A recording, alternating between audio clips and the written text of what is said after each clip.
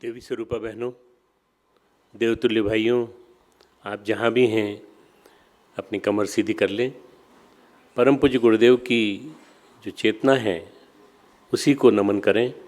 उनको नमन करते हुए परम पूज्य गुरुदेव वंदनीय माता जी से प्रार्थना करें कि हमारी बुद्धि को सन्मार्ग की ओर ले चलें। आज सबसे बड़ा संकट जो है वह सद्बुद्धि का संकट है। कालनेमी ने आज सब में प्रवेश कर रखा है हर जगह, और वो कालनेमी लोगों की बुद्धि को गड़बड़ा रहा है। ऐसे में हमें राम के साथ चलना है, हमें हनुमान के साथ चलना है, हमें भगवान के साथ चलना है। भगवान हमारे परम पूज्य गुरुदेव जिन्होंने हमें संदेश दिया, जिन्होंने हमें माध्यम बताया किस माध्यम से तुम ऊंचाइयों की ओर चल सकते हो। मित्रों, हमारे पास बना बनाया और राजमार्ग है। इसके बावजूद भी हम गड़बड़ाने न पाएँ, इसलिए गायत्री मंत्र एक साथ एक स्वर में। ओम भूर्भुवः स्वः तत्सवितुर्वरेण्यं भर्गो देवस्य धीमहि धियो यो नः प्रचोदयात्। ओम गुरुर्ब्रह्मा गुरुर्विष्णु गुरुरेव महेश्वरः गुरुः साक्षात् परब्रह्म तस्मै श्री गुरुवे नमः। अखण्डमण्डलाकारं व्याप्तं येन चराचरं तत्पदं दर्शितं येन तस्मै श्री गुरुवे नमः। मातृवत् लालयित्री च पितृवत् मार्गदर्शिका नमोऽस्तु गुरुसत्तायै श्रद्धा प्रज्ञायुता चया श्रद्धा प्रज्ञायुता चया। असंभवं संभवकर्तुमुद्यतं प्रचण्डझञ्झावृतिरोध सक्षमम् उगस्य निर्माणकृते समुद्यतं परं महाकालमं नमाम्यहं परं महाकालमं नमाम्यहम्। देवी स्वरूपा बहनों, देवतुल्य भाइयों, भारत और विश्व के जिस कोने में आप बैठे हैं सबको आपको नमन, आपको प्रणाम। आज ज्येष्ठ मास के शुक्ल पक्ष की दशमी गायत्री जयंती, वेद माता गायत्री के अवतरण का दिवस, साथ ही माँ गंगा के इस धरती पर आने का भी दिवस। गंगा दशहरा कहा जाता है, और गंगा दशहरे का मतलब होता है ये प्रकटीकरण कठिन परीक्षाओं, कठिन तपस्याओं और कठिन साधनाओं के बाद संभव हो पाया। आप कभी गंगा अवतरण की कहानी सुनेंगे तब आपको लगेगा कि गंगा अवतरण और गायत्री दोनों का अवतरण बड़ी कठिनाइयों के साथ हुआ है। इस धरती को, धराभाम को, इस संसार को सुखमय बनाने के लिए और पुण्यमय बनाने के लिए, पवित्रमय बनाने के लिए विधाता ने हमें दो विभूतियाँ, दो वरदान दिए। एक का नाम है गंगा, दूसरी का नाम है गायत्री। एक ही धारा के दो पक्ष। गंगा और गायत्री परमेश्वर की विभूतियाँ हैं। भगवान जब 10वें अध्याय में आरंभ करते हैं प्रसंग अपनी विभूतियों के बारे में कि मैं तुझे अपनी विभूतियाँ बताऊँगा। विद्याम कथम विद्याम अहम योगिस्त्वाम सदा परिचिंतयन्। जो मैं सुनने जा रहा हूँ उसमें मैं किस किस भाव से आपका नमन करूँ, किस भाव से आपको स्मरण करूँ। केशु केशु च भावेशु चिंत्योऽसि भगवन्मया। अर्जुन एक सामान्य सा क्षत्रिय साधक और श्री कृष्ण के साथ रहने वाला, वो कहता है मैं किस भाव से आपका स्मरण करूँ। केशु केशु च भावेशु चिंत्योऽसि भगवन्मया, 10वें अध्याय का 17वां श्लोक। हे योगेश्वर, मैं आपको कैसे याद करूं? अर्जुन कहते हैं वक्तुर्महस्य शेषेण दिव्या ही आत्मविभूतय। जो आपकी विभूतियां हैं अनंत हैं, और उन अनंत विभूतियों में से मुझे किस रूप में आपको याद करना चाहिए। इसलिए आप ही, और आप स्वयं परमात्मा के रूप में आप मेरे सामने हैं, आप ही उन दिव्य विभूतियों को पूर्णता से कहने में समर्थ हैं। ये दिव्य विभूतियाँ हैं जो एक साथ ज्येष्ठ शुक्ल दशमी की गंगा दशहरा और गायत्री जयंती के रूप में एक साथ आई हैं। गंगा भी और गायत्री भी। इनका अवतरण कुछ ऐसे है जैसे परमेश्वर स्वयं अवतरित हुए हों। भगवान कहते हैं मेरी इस दिव्य विभूति की को पहचानना है तो मैं तुम्हें बताता हूँ। झकानाम मकरश्चास्मि, मैं जलचरों में मगर हूँ, मकर यानी मगर, और नदियों में स्रोत सामस्मी जानवी, मैं नदियों में मैं जानवी के रूप में मौजूद हूँ, गंगा जी के रूप में मौजूद हूँ। जन्म ऋषि के कारण जानवी कहलाई। गंगा जी मकरवाहिनी हैं। जब हम उनकी मूर्ति देखते हैं, दिव्य शक्ति निहारते हैं, छवि निहारते हैं, तो देखते हैं कि वे हमेशा गंगा जो हैं वो मगर पर सवार है। आगे कहते हैं कि बृहत साम तथा सामनाम गायत्री छंद साम हम, 10वें अध्याय का 35वां श्लोक। गायन करने योग्य श्रुतियों में मैं बृहत साम हूँ तथा छंदों में मैं गायत्री छंद हूँ। गायत्री छंद का स्मरण करें, गायत्री छंद का चिंतन करें तो एक प्रकार से हम गंगा के जल का स्मरण स्पर्श करें, एक प्रकार से हमने जैसे परमेश्वर का स्पर्श कर लिया। इस स्पर्श की अनुभूति हमें तभी होती है जब हमारे हृदय में श्रद्धा हो। हृदय की श्रद्धा होगी तभी हमें अनुभूति होगी कि परमात्मा का स्पर्श किया। गंगा का स्पर्श करते समय परमात्मा का स्पर्श महसूस होता है, और स्रोतों में नहीं है, जल स्रोतों में बात नहीं है, हम जो गंगा में मौजूद है। हर कोई इस स्पर्श की अनुभूति नहीं कर पाता। ऐसा देव मुहूर्त, ऐसा भागवत मुहूर्त एक बार ही आता है जब भगवान धरती पर आते हैं और हमारे बीच में रहते हैं, लेकिन हम उनको पहचान नहीं पाते या उनके भगवत तत्व की अनुभूति नहीं हो पाती। जब भगवान श्री राम आए अयोध्या में तो कितने लोगों ने पहचाना? माता सीता महालक्ष्मी के रूप में रहीं, कितने लोगों ने पहचाना? पहचानने के लिए, जानने के लिए आँख चाहिए, दृष्टि चाहिए, गहरी निगाह चाहिए। जो दृष्टि चाहिए, जो श्रद्धा चाहिए, जो आस्था की दृष्टि चाहिए, तपश्चर्या की दृष्टि चाहिए, जिससे कि हम उन्हें पहचान सकें। गिलहरी पहचान गई श्री राम को, वेद वेदता रावण न पहचान सका। कृष्ण जो विदुर ने पहचान लिया, कृष्ण को कुब्जा ने पहचान लिया, लेकिन कंस जरासंध उन्हें नहीं पहचान सके। यहाँ तक कि जब उन्होंने अपना विराट रूप दिखाया तब भी नहीं पहचान पाए। दुर्योधन और शकुनी उन्हें न जान सके। पारस पत्थर को भी हम यूँ ही ठुकरा देते हैं। अगर जाने तो हमारे पास परमेश्वर के नित्य स्पर्श के 2 साधन हैं।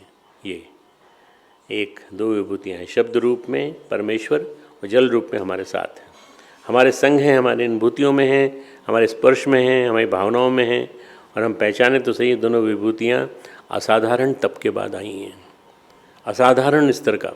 मैं इसको असाधारण इसलिए कह रहा हूँ कि जब आप इनकी कहानी सुनते हैं तो आपको पता चलता है कि गंगा किस तरह से आई होगी।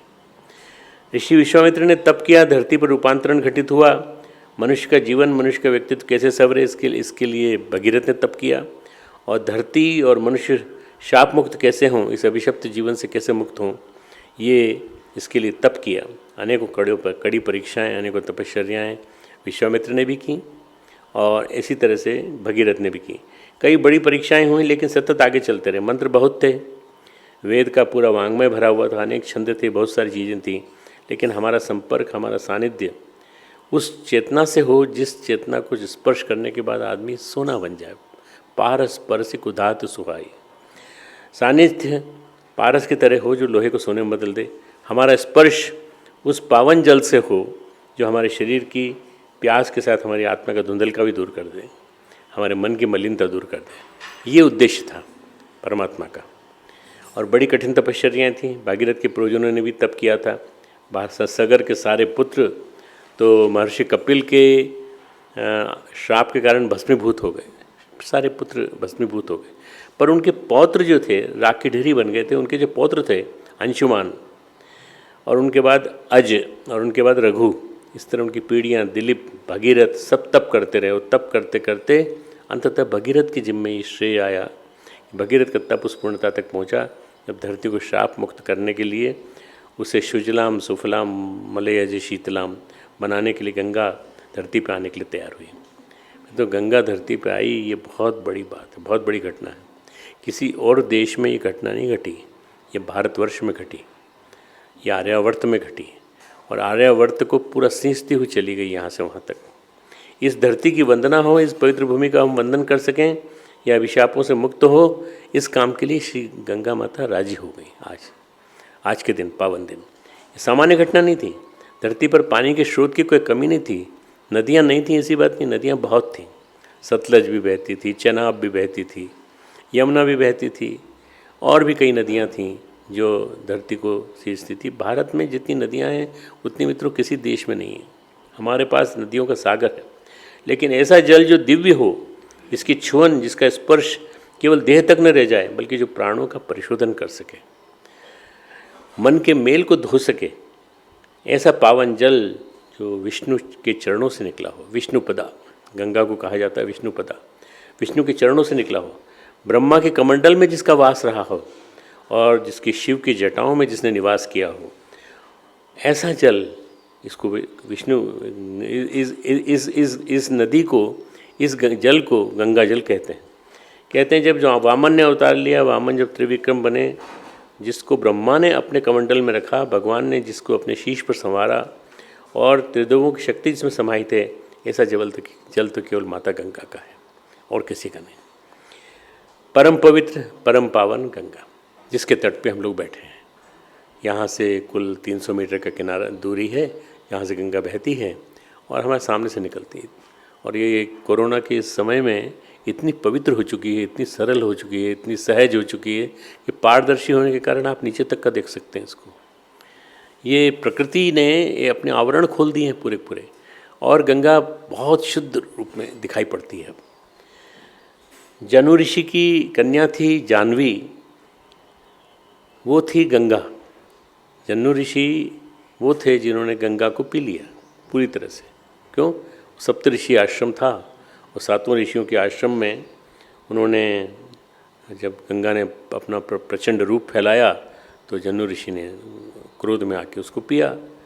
फिर प्रार्थना की भगीरथ ने, भगीरथ की प्रार्थना, माँ गंगा की प्रार्थना, उनको सुन करके जनु ऋषि ने उसको अपनी जांघों से निकाल दिया। जानवी, इसके बाद उनका नाम पड़ा जानवी। भारत का परिचय देती है गंगा। गंगा जलधारा नहीं है, भारत की संस्कृति है, भारत की सभ्यता है, भारत का इतिहास है। गंगा सभ्यता पढ़ी जाती है। गंगा किनारे किनारे कितने राज्य बसे, गंगा किनारे कितने राज्य बसे, कितने ऋषियों ने तपस्या की। गंगा की धूलि कणों में, गंगा के तट पर न जाने कितने इतिहास के कौन कौन अक्षर, कौन कौन घटनाएं, कौन कौन चीज़ें लिखी हैं। हमारे यहाँ गांगे एक संस्कृति कही जाती है। जब गंगा हस्तिनापुर से बही तो उन्होंने कुरु साम्राज्य को देखा, चंद्रवंशियों का वैभव देखा। जब गंगा प्रयाग से होकर गुजरी तो उन्होंने गुप्त वंश का वैभव देखा, भारत का स्वर्ण युग देखा, समुद्रगुप्त के अश्वमेध यज्ञ की वो साक्षी बनी। इस तरह कितनी घटनाएं, जितनी बातें हैं, उनका वर्णन करना संभव नहीं है, लेकिन फिर भी भारत का समूचा इतिहास गंगा ने देखा। गौमुख और गंगोत्री से होती हुई गंगा, शिवालिक की पहाड़ियों से होती हुई गंगा, शिव की जटाओं से निकली हुई, सप्तऋषियों के क्षेत्र से सप्तऋषियों की तरफ से प्रणाम करती हुई, ब्रह्मचर्य गंगा ब्रह्मावर्त और काशी के किनारों को, विश्वनाथ को स्पर्श करती हुई, प्रयाग में यमुना से सम्मिलित होती हुई, अपने में समाती हुई, और गंगा सागर में समाती हुई गंगा विराट रूप इसका आप देखें तो कितने मीलों चौड़ा पाठ, भारत का वैभव, भारत की धरती, भारत की संस्कृति को अपने में समेटे हुए।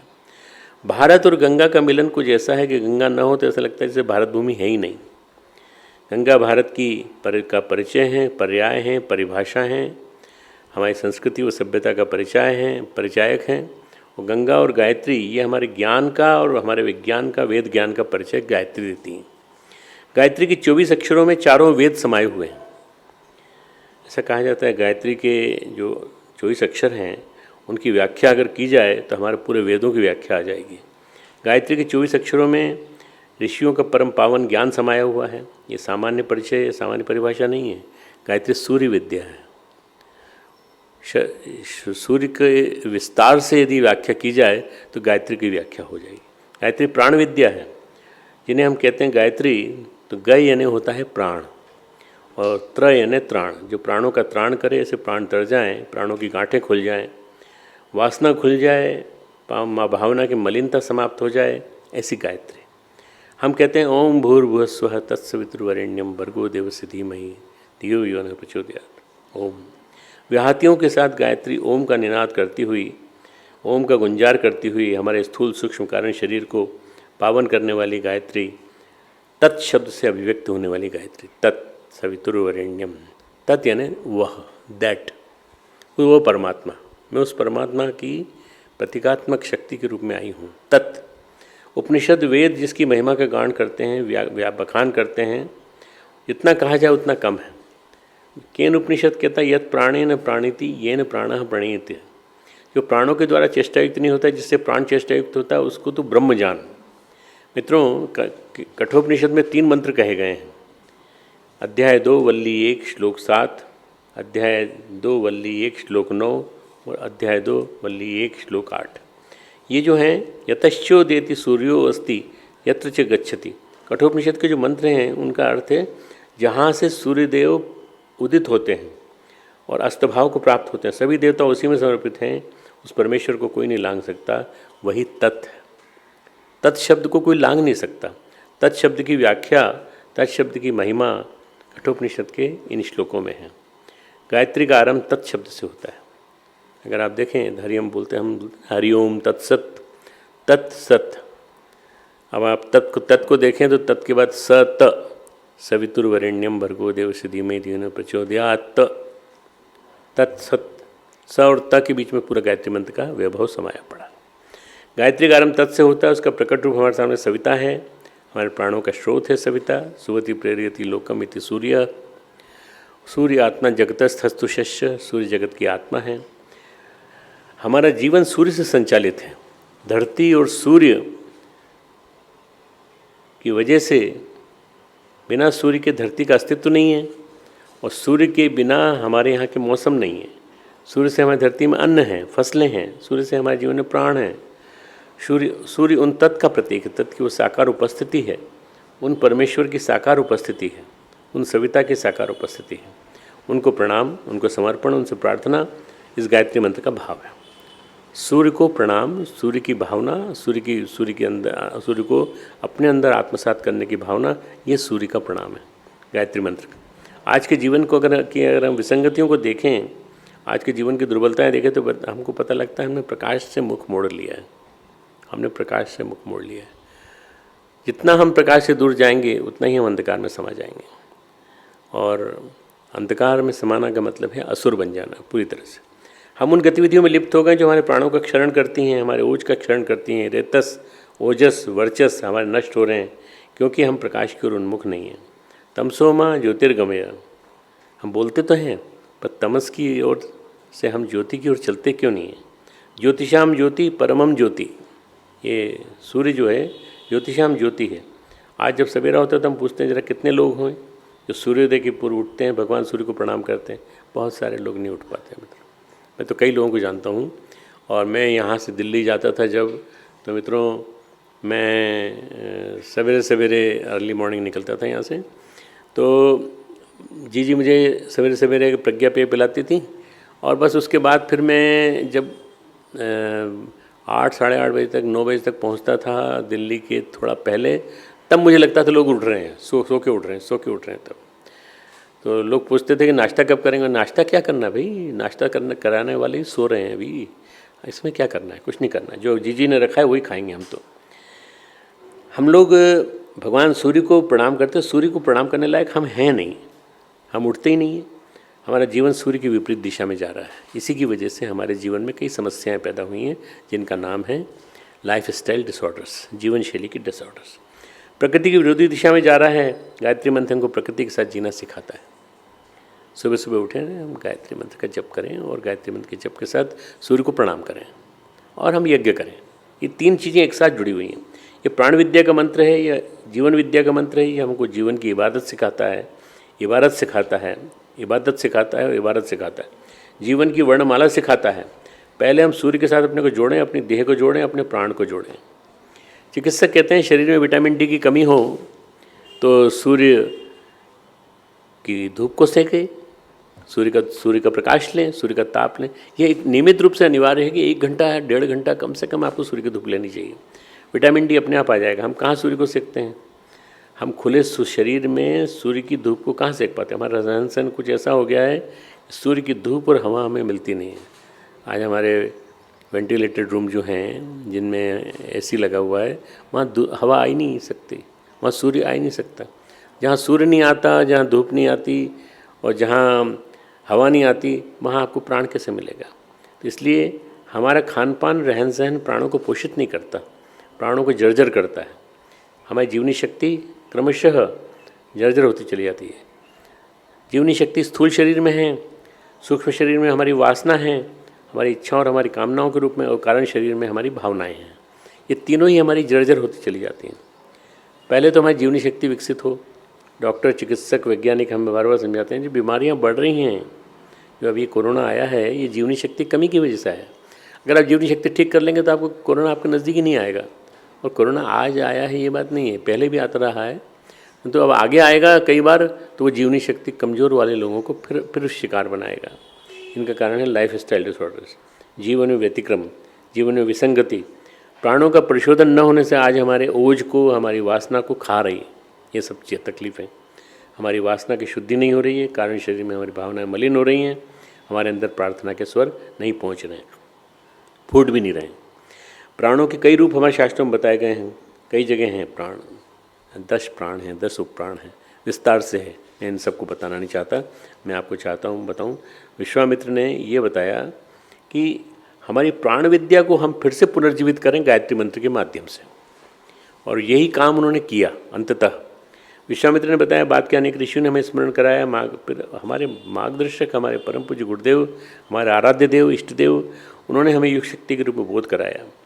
अगर युग की समस्याओं का समाधान करना है तो युग शक्ति की शरण में जाना होगा, गायत्री के अनुरूप जीवन जीना होगा। गायत्री माता हंस वाहिनी है, हंस नीर क्षीर का विवेक करता है, गलत चीज़ को सही चीज़ को अलग अलग कर देता है, दूध को और पानी को अलग अलग कर देता है। जब हंस कर सकता है तो आप हंस क्यों नहीं बन सकते? आप हंस बने तो गायत्री आपके अंदर आए हैं। आप हंस जैसे नीर क्षीर वर्ण करने की प्रकृति को डेवलप करें, विकसित करें, तो हंस हमारे विवेक का परिचायक है, हमारे विवेक की जागृति। अभी आज हमने हंस की पूजा की, हंस का प्रणाम किया, तो वो इसलिए कि हम हंस के रूप में अपने विवेक को जगाएं। हम इनके तेज को धारण कर पा रहे हैं नहीं, ये निर्भर करता है हमारे विवेक पर। जिसमें विवेक नहीं है उसमें गायत्री नहीं समझ सकती। मैं हजारों, लाखों, करोड़ों व्यक्तियों को जानता हूँ जिन्होंने मिशन के साथ जुड़ करके बड़े बड़े काम किए हैं। जहाँ जब उनका विवेक समाप्त हो गया, जब उनकी डिस्क्रिमिनेटिव विजडम समाप्त हो गई, तब उनके अंदर से उनकी गायत्री चली गई। फिर उनके वाणी में प्रभाव नहीं, फिर उनके चेहरे पे भी प्रभाव नहीं। बिल्कुल गायत्री उनमें विराज नहीं सकती, गायत्री उनसे परिचय नहीं हो सकता। गायत्री चाहिए तो विवेक भी चाहिए, गायत्री चाहिए तो हंस भी चाहिए। हंस कहाँ रहता है? मानसरोवर में। निर्मल मन मानसरोवर है, भगवत भक्ति से भरा हुआ मन मानसरोवर है। सबसे बड़ा अनुदान क्या है इस युग का? विश्वामित्र के वरदान को हम भूल गए थे, सबको प्रकाश देने वाले सूर्य की परम उपासना। सूर्य आत्मा जगतस्थस्तुष्च, उसको उन्होंने रूढ़िवादियों में कैद होकर रह जाती, उससे वहाँ से निकाला, बाहर निकाला। हमको बताया गया, युग साहित्य ने बताया, युग ऋषि ने हमको बताया, देखो अगर आप भारतवासी हैं, भारत भूमि के रहने वाले हैं, तो आपको अपने जीवन में नैतिकता, सामाजिकता और आध्यात्मिकता, नैतिकता, सामाजिकता और आध्यात्मिकता के मानदंड आपको निर्धारित करने होंगे, और यही गायत्री आपकी जो है ये आपके जीवन में लाएगी। यदि हम गायत्री से युक्त हैं तो हमारा जीवन सन्मार्गामी है, यदि हम गायत्री से विमुख हैं तो हम निश्चित रूप से सन्मार्गामी हो नहीं सकते। एक छोटे से कमरे में 10 बाय 10 का भी नहीं, 8 बाय 8 का कमरा, अखंड ज्योति संस्थान कभी आपको जाना हो मथुरा तो आप जाकर देख आइए। अखंड ज्योति के उजाले में जो प्रकाश उतरा वो अखंड ज्योति के माध्यम से, विचार क्रांति अभियान के माध्यम से फैलता चला गया। अनंत अनंत महिमा है गायत्री की। एक समय था जब विश्वामित्र का आविर्भाव हुआ। कौन सा समय था? वो समय था रावण का समय, और रावण वो था आतंक का प्रतीक, अनाचार का प्रतीक, अत्याचार और कुरीतियों का प्रतीक, मूढ़ताओं का समय था। विश्वामित्र आए, अगस्त आए, वशिष्ठ ऋषि आए, मर्यादाएं फिर से स्थापित हुई, फिर से लोगों ने जीवन जीना सीखा और प्रकृति से संबंध स्थापित किया। आज उन यादों को फिर से पुनः स्मरण करने का मन है, इसलिए कि परम पूज्य गुरुदेव ने विश्वामित्र की तरह से, और परम पूज्य गुरुदेव ने समस्त ऋषि परंपरा जितनी थी उनको पुनर्जीवित करके, जब भगवान अर्जुन को उपदेश देते हैं तो अर्जुन कहते हैं स्मृति लब्धा तत्प्रसादात मया अच्युत। हे प्रभु, आपके प्रसाद से, आपके ज्ञान प्रसाद से, आपके ज्ञान की शक्ति से मेरे को स्मृति प्राप्त हो गई। आज हमारी स्मृति लुप्त हो गई है। अगर गायत्री जयंती के दिन आपको स्मृति प्राप्त हो जाए कि आप कौन हैं तो कितना अच्छा होगा। स्मृति लब्धा तत्प्रसादात मया अच्युत, हे अर्जुन, हे कृष्ण, मेरी ये हो गई, प्राप्त हो गई स्मृति से, मैं निकल के बाहर आ गया। अब मैं विस्मृति के गर्त में नहीं जाऊंगा वापस। अब मुझे समझ में आ गया मैं कौन हूँ, मैं देव मानव हूँ। परम पूज्य गुरुदेव ने लाखों करोड़ों व्यक्तियों को देव मानव होने का बोध कराया। और स्मृति लब्धा है अच्युत, एक कृपा से आप अगर हम अपनी युग साहित्य को पढ़ते हैं तो गायत्री मंत्र का स्मरण करते हैं तो हमने पुरातन ज्ञान का स्मरण करते हैं। हमारे पास ज्ञान का अपार सागर है। 3200 किताबें परम पूज्य गुरुदेव लिख के दे गए, ढेर सारी किताबें, ढेर सारा ग्रंथ, ढेर सारा साहित्य का समुच्चय।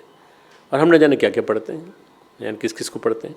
अगर आप केवल गुरुदेव को पढ़ लें, एक दो ग्रंथ ही पढ़ लें बस, अखंड ज्योति ही पढ़ लें नियमित रूप से जो आती है उसको, नहीं साहब वो तो उसको डॉक्टर साहब लिखते हैं। अरे डॉक्टर साहब नहीं लिखते भाई, गुरुदेव लिखते हैं, आप नहीं जानते, वही लिखते हैं। उनकी तो कलम चलती है बस केवल, बस हमारे लेखनी चलती है बस केवल। तो गायत्री हमारे भारत भूमि की संस्कृति है। गायत्री और मंत्र का जब हम स्मरण करते हैं तो पुरातन ज्ञान का स्मरण करते हैं, पुरातन वैभव का स्मरण करते हैं। भगवान श्री राम को लेकर के जब विश्वामित्र चले तो तुलसीदास जी कहते हैं, चले राम लक्ष्मण सुनी मुनि गंगा संगा, गए जहाँ जग पावनी गंगा। कहते हैं राम लक्ष्मण मुनि के साथ चले और जहाँ पहुँचे वहाँ जग को पावन करने वाली गंगा थी। गाधि विश्वामित्र को गाधि कहा जाता है। गाधि सुनो सब कथा सुनाई, यही प्रकार सुरसरी मही आई। वो कथा सुनो जिससे कि सुरसरी, गंगा को सुरसरी कहा जाता है, इस धरती पर आई। महाराज गाधी के पुत्र विश्वामित्र ने वह सब कथा श्री राम लक्ष्मण जी को सुनाई जिस तरह गंगा धरती पर आई। गायत्री की कथा और गंगा की कथा दोनों का संबंध हमारे जीवन से गहरा है, अंदर तक जुड़ा हुआ, अंदर तक जुड़ा हुआ है। इसको कभी भूलना नहीं हमको। गंगा स्नान हम कभी करें, गंगा को प्रणाम कर लेना चाहिए। गंगा न हम अगर स्नान कर पाएँ तो कोई बात नहीं, सब हर की पेड़ी गए, स्नान नहीं कर पाए, बहुत ठंडा पानी था, कोई बात नहीं, आप तो गंगा को स्मरण कर लें। गायत्री की इस ज्ञान सरोवर में नित्य ज्ञान गंगा में स्नान कर लिया करिए, या नित्य ज्ञान गंगा में। हम गायत्री मंत्र की कितनी माला जप कर पाते हैं ये मालूम नहीं, परंतु यदि गायत्री के तत्व को अपने जीवन में संभालित कर लेते हैं तो हम अपने मन का मेल धो लेते हैं। सब कुछ एक साथ नहीं होता, सब बातें रटने से नहीं होती।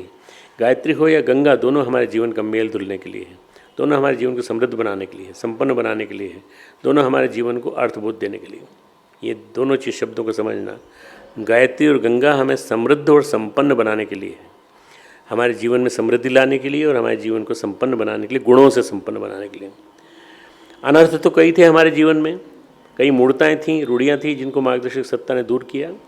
अगर आचार्य श्री ना आते, परम पूज्य गुरुदेव परमवंदनीय माता जी ना आते तो न जाने कितनी मूढ़ मान्यताएँ थीं हमारी, वो सब रह जाती। गायत्री सबकी है।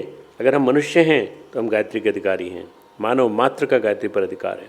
गुरुदेव ने ये कहा और कहा इन्हें दे दिया, सबको दे दिया। लाखों करोड़ों व्यक्ति गायत्री के जप आज करते हैं। तो इस वजह से हम लोगों ने पिछले साल 10 लाख लोगों के घरों में गायत्री उपासना कराई, 5-5, 6-6, 7-7, 8-8 लोगों ने की, और उससे हम मल्टीप्लाई कर सकते हैं। और उतने ही लोगों ने यज्ञ भी किया। गायत्री उपासना, गायत्री यज्ञ, मानव मात्र का गायत्री पर अधिकार है। कहते हैं वशिष्ठ ने, विश्वामित्र ने गायत्री को किलित कर रखा है। अरे इससे क्या हुआ?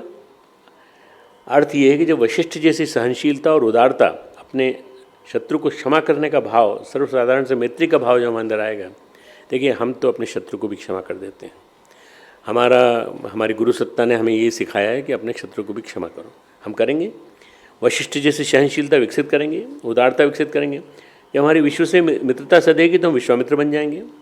तो विश्वामित्र का शाप का विमोचन और वशिष्ठ के शाप का विमोचन, एक एक शब्द, एक एक अक्षर बार बार चिंतन मनन के योग्य है।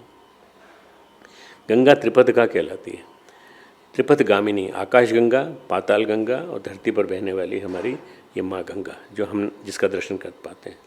गायत्री भी 3 मार्गों से बहती है, इड़ा पिंगला सुषुम्ना।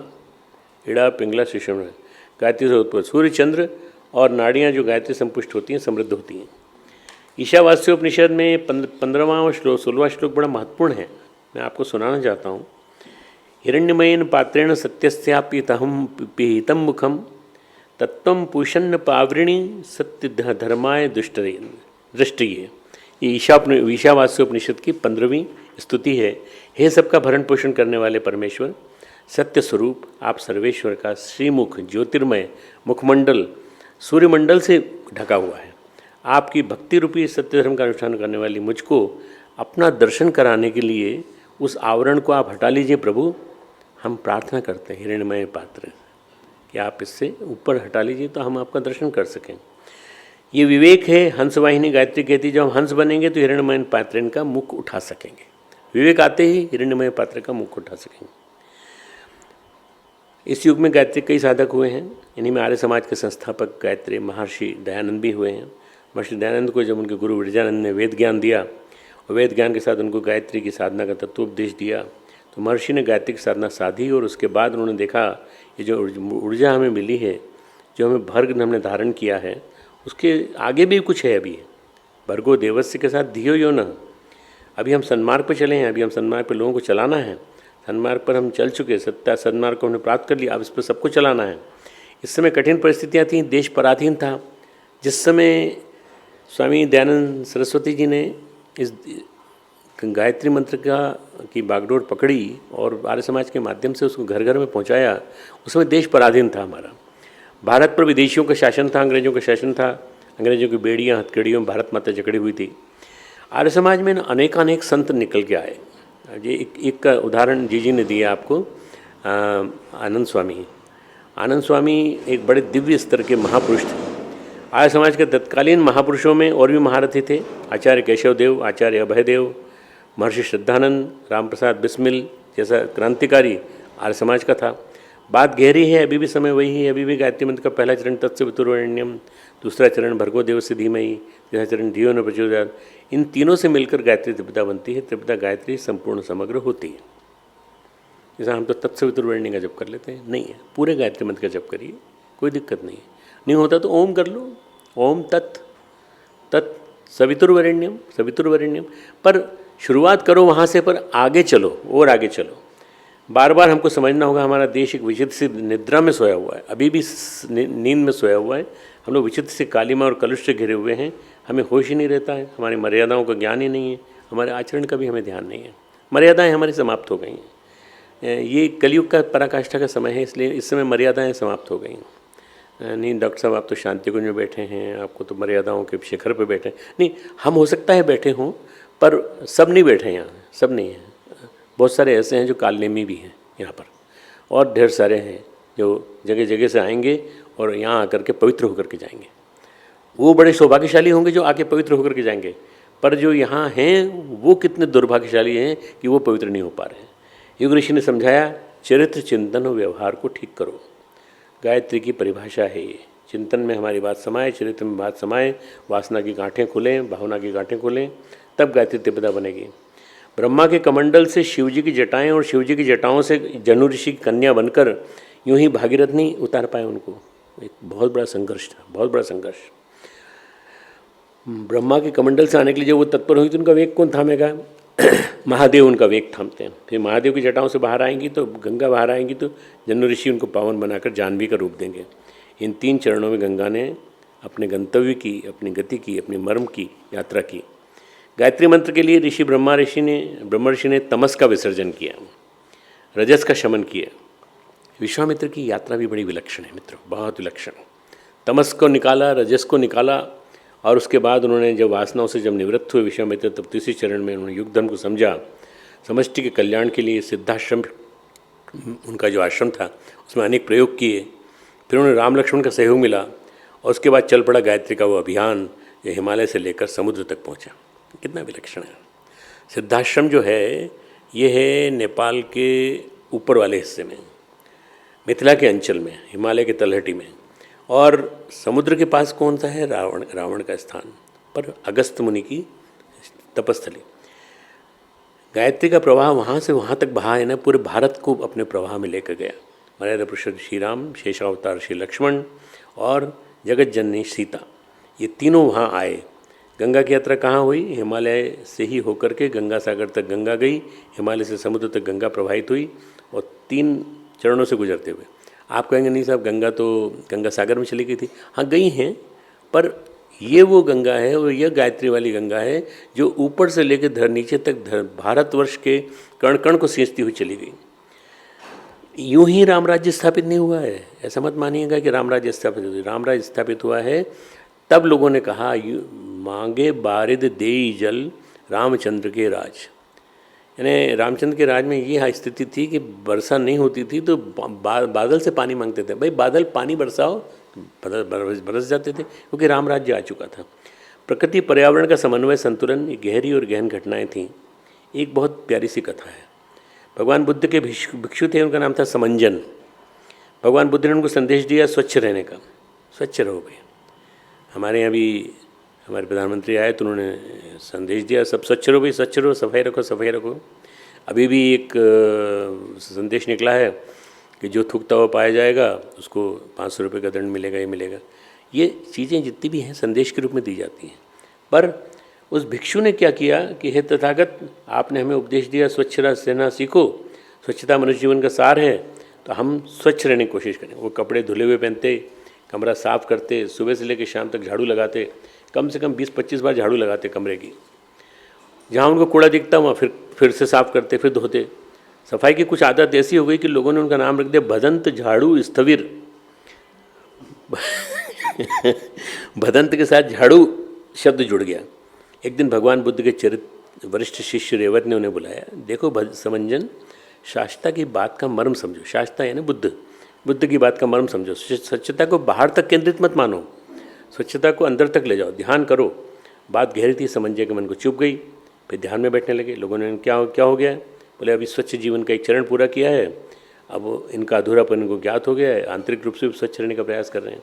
लोगों ने भगवान बुद्ध से कहा ही आपके कहे अनुसार पहले समंजन झाड़ू लगाता था, आज झाड़ू लगाने के बजाय चुपचाप ध्यान में बैठ गया, अब कुछ काम नहीं करता। धर्म गाथा उन्होंने कही, हे भिक्षु, पहले मेरा पुत्र प्रमाद के समय ऐसा करता था, लेकिन अब वो जाग गया है, अब प्रमाद से छूटकर अपने व्यर्थ के विक्षिप्त व्यवहार से मुक्त हो गया है। अर्थात पहले प्रमाद करके पीछे प्रमाद नहीं करता और मेघ से युक्त चंद्रमा की भांति इस लोक को प्रकाशित करता है। जो उन्होंने एक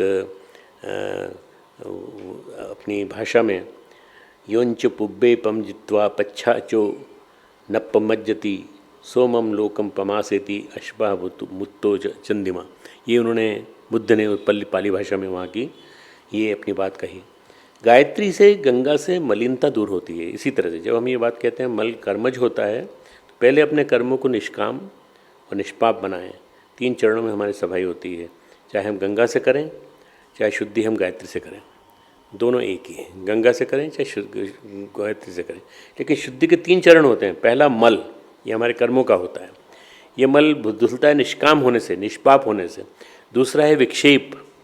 विक्षेप हमारी मानसिक चंचलता है। जब हमारा मन स्थिर हो जाता है, जब हमारे भाव दृढ़ हो जाते हैं और मन स्थिर हो जाता है तो हमारा ध्यान लगने लगता है। मल, विक्षेप और ध्यान। गायत्री हम समझते हैं, गायत्री हम जपते हैं, तब बात बनती है। तपश्चर्या से मल दूर होते हैं, जब योग होता है विक्षेप दूर होते हैं। गंगा हमें जलधारा के रूप में मिली, जो स्वयं कलुषित है वो गंगा को कलुष मुक्त नहीं कर सकते। जो स्वार्थ से भरे हैं वो अपने घर का मेल, अपने जीवन का मेल गंगा में।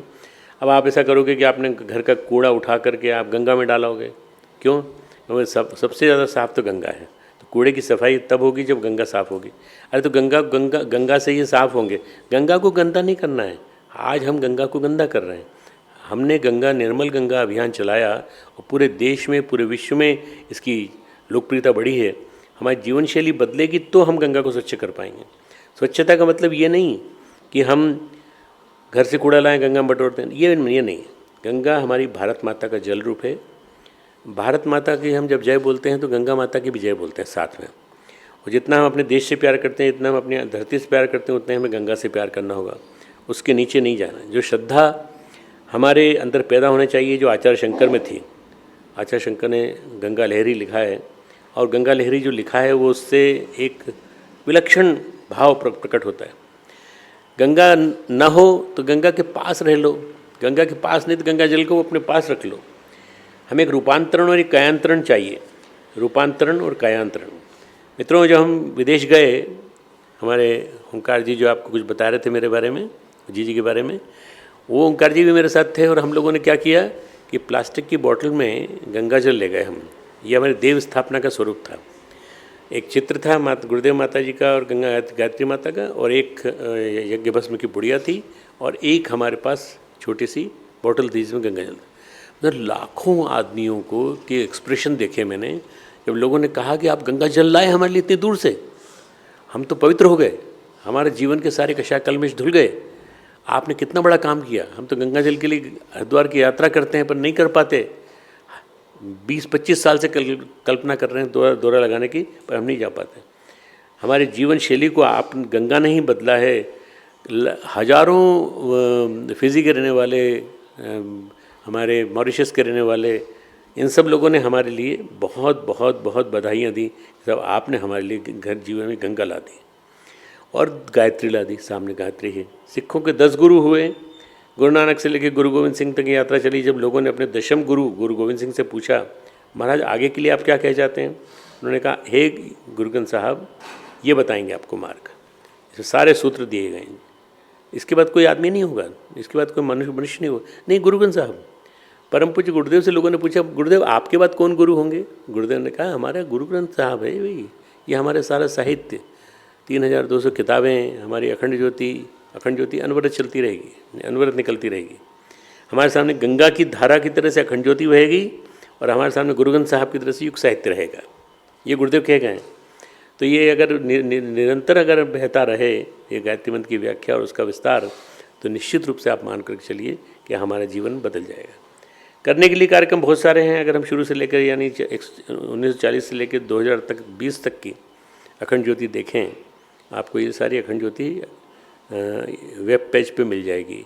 जब आप अखंड ज्योति पढ़ना चाहेंगे तो 1940 से लेकर 2020 तक की, 1938 से 1940 तक के हम बहुत ट्रेस नहीं कर पाए, इसलिए वो नहीं दे पाए, परंतु जो 1940 के बाद जो है ऑफिशियल वो है।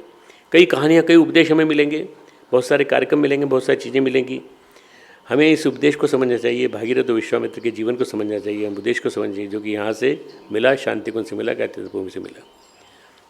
आप डॉक्टर प्रणव पंड्या को नहीं मानते और आप शैलजी जी को नहीं मानते, पर आप गुरुदेव को तो मानते हो, आप माता जी को तो मानते हो, आप अखंड ज्योति को तो मानते हो। अगर आप इनको मानते हो तो फिर आप क्यों इधर उधर भटकते हो? आप इसको मानो और जीवन में उतारो। ईशावास्योपनिषद का 16वां मंत्र है जो मैं आपको बताना चाहता हूँ। पुष्यन्ने कर्षय्यम सूर्यम प्राजापत्य विहुर रश्मिन समूह तेजोवत्ते रूपम कल्याणतमम तत्ते प्रक्ष्यामि यो असावसो पुरुषः सो अहम अस्मि। हे भक्तों का पोषण करने वाले, हे मुख्य ज्ञान स्वरूप, हे सबके नियंता, हे सूर्य ज्ञानियों के भक्तों के परम लक्ष्य, हे प्रजापति के प्रिय, प्रजापति के भी शीर्ष, इन रश्मियों को अपने इनके व्यूह में एकत्र कर लीजिए या इस तेज को हमारे अंदर मिला लीजिए जो आपका है, आपके दिव्य स्वरूप का आपकी कृपा से ध्यान के द्वारा मैं देख रहा हूँ। जो ये सूर्य है वही मैं हूँ। कितना बढ़िया वाक्य। सो अहम अस्मि, वही सूर्य मैं हूँ। ये ऋषि का भाव है, गायत्री मंत्र का चरम है। जब हम गायत्री को शब्दों से नहीं बल्कि गायत्री का जो अक्षर स्वरूप है 24 अक्षरों में निहित है उसका मर्म समझते हैं तो वह है सूर्य। हमें सूर्य के तेज को आत्मसात करना होगा, गंगा की पवित्रता को धारण करना होगा। यदि गायत्री और गंगा हमारे जीवन में समा जाए तो हमारे जीवन शैली का विकास। सबसे ज़्यादा जो महत्वपूर्ण बात है आज जो कमी हो गई है, संवेदनाओं की कमी हो गई। संवेदना की कमी से हमारी आस्थाएं भटकती हैं। संवेदना की कमी से हमें आस्था संकट प्रताड़ित करता है। संवेदना की कमी से कालनेमी पनपते हैं।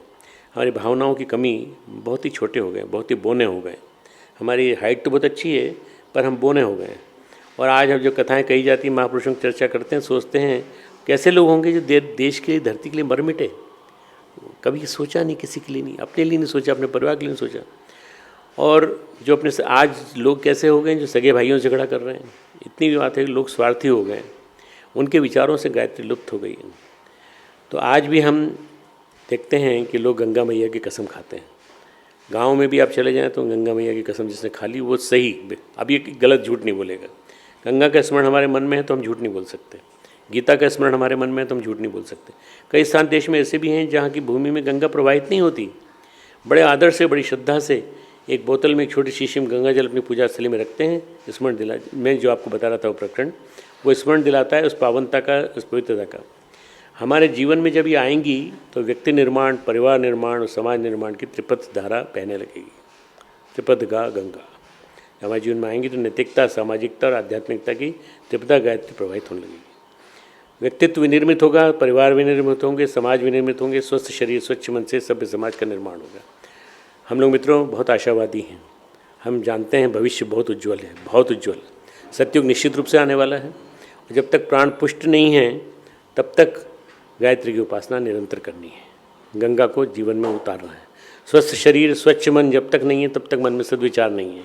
मल विक्षेप और आवरण जब तक नहीं टूटेंगे जब तक गायत्री समाहित नहीं होगी। जब ये अक्षर समूह को हम पहचानेंगे नहीं कि ये सूर्य रश्मियों का समूह है, सूर्य किरणों का समूह है, सूर्य का तेज है, इस तेज से हम अपने को धोएंगे तो बात बनेगी। कहते हैं कबीरदास जी कहते हैं, गुरु धोबी शिष्य कापड़ा साबुन सृजनहार, सूरत शिला पर धोइए निकसे मेल अपार। गुरु धोबी है, शिष्य कपड़ा है। काश हर शिष्य अपने आप को कपड़ा समझने की कोशिश करे और साबुन के हाथों में अपने आप को सौंप दे। साबुन क्या है? सृजनहार, सृष्टा, ये ईश्वर। धोने के लिए गायत्री में समझो कि साबुन है, जल के रूप में हमें गंगा जल मिला है। जब दोनों का उपयोग सही ढंग से होगा तो गायत्री जयंती का मर्म, गायत्री जयंती का अर्थ, गायत्री की महिमा हम समझ पाएंगे। मित्रों, कबीरदास जी ने गायत्री मंत्र के कितने अनुष्ठान किए मुझे मालूम नहीं, पर उन्होंने जो मर्म लिखा है यहाँ, उससे आपको समझ में आ जाएगा कि गायत्री मंत्र कितना हमारे जीवन के लिए अनिवार्य है, जरूरी है। गायत्री हमारे जीवन में आ जाए तो हमारा जीवन निहाल हो जाए। हम प्रार्थना करें गुरुदेव से, माता जी से कि गायत्री और गंगा हमारे जीवन में कण कण में हर जगह प्रवाहित हो और कभी भी हमारे अंदर से निकलने न पाएँ। हम अपने जीवन को रोज़ ओतप्रोत करते रहें। नित्य गायत्री का जप और नित्य यज्ञ ये हम नियमित रूप से करेंगे। इसमें कभी भी तो बड़ा ही वो थोड़ी सी हम सामग्री अलग अलग ढंग से मिला के आप यहाँ से शांति कुंज से ले लीजिए और 20-22 मिनट का यज्ञ है उसको करिए, ज्ञानो यज्ञ करिए, किसी तरह से कर लीजिए। अगर आप करेंगे तो हर दिन जप और हर दिन यज्ञ ये आपके लिए बहुत कल्याणकारी होगा। खूब खूब मंगल कामनाएं, खूब खूब गुरुदेव माता जी के आशीर्वाद। हमारे श्रद्धेय द्वय परम पूज्य गुरुदेव, वंदनीय माता जी, हमारे आराध्य, हमारे गुरु सत्ता, हमारे भगवान, हमारे इष्ट, उनके श्री चरणों में हम लोग नमन करते हैं, वंदन करते हैं। परम श्रद्धेय जी, परम श्रद्धेय डॉक्टर साहब, आज गंगा दशहरा गायत्री जयंती के इस महापर्व पर आप जहाँ भी हैं वहीं आपने बड़ी श्रद्धा और भक्ति भाव से उनका संदेश सुना। आइए दोनों हाथ जोड़ते हैं, नमन करते हैं। आज एक वृक्ष का हम पूजन कर रहे हैं और ये वृक्ष गंगा जो है पश्चिम बंगाल में, कलकत्ता में एक साथ उन्होंने जो वृक्षारोपण करना चालू किया। अभी इसी वर्ष इसी रविवार को कल उन्होंने ये 500वां वृक्षारोपण सप्ताह किया है। हम पूरे ऐसे संकुल को, ऐसे समुदाय को खूब प्रणाम करते हैं। रवि शर्मा हमारे उसके समूह के लीडर हैं, हमारे यहाँ के जो कार्यकर्ता हैं वो उनका समूह का नेतृत्व करते हैं। हम एक वृक्ष का पूजन कर रहे हैं प्रतीकात्मक रूप में, जो जाएगा तो फिर ये इसके बाद कई और स्थानों पे पहुँचेगा। हर जगह अब ESGW एनवायरनमेंट के लिए हम गंगा को और वृक्षारोपण की प्रक्रिया को, गंगा को घर घर लाएंगे। हम और जीजी दोनों पूजन कर रहे हैं। ओम भूर्भुवः स्वः तत्सवितुर्वरेण्यं भर्गो देवस्य धीमहि धियो यो नः प्रचोदयात्। ओम मूले ब्रह्मा तना विष्णु शाखा रुद्रो महेश्वरः पत्रे पत्रे देवानां वृक्षराज नमोस्तुते। ओम भूर्भुवः स्वः तत्सवितुर्वरेण्यं भर्गो देवस्य धीमहि धियो यो नः प्रचोदयात्। सभी परिजन अपने स्थान पर हाथ जोड़ लें, श्रद्धापूर्वक गुरुदेव का ध्यान करें। श्रद्धेय देव को प्रणाम। ओम नमो स्वनंताय सहस्रमूर्तये सहस्रपादाक्ष शिरोरुबाहवे सहस्रनाम्ने पुरुषाय शाश्वते सहस्रकोटि युगधारिणे नमः सहस्रकोटि युगधारिणे नमः। शांति पाठ।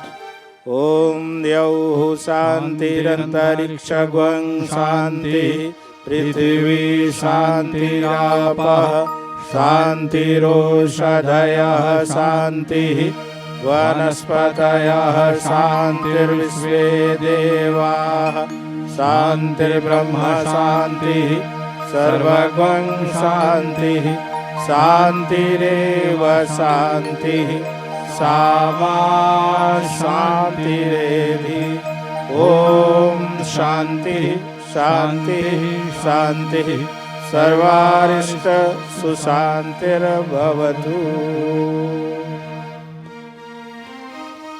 हमारे YouTube चैनल शांति कुंज वीडियो गायत्री परिवार को सब्सक्राइब करें एवं बेल आइकन जरूर दबाएं ताकि गायत्री परिवार की विभिन्न गतिविधियों की जानकारी आपको मिलती रहे।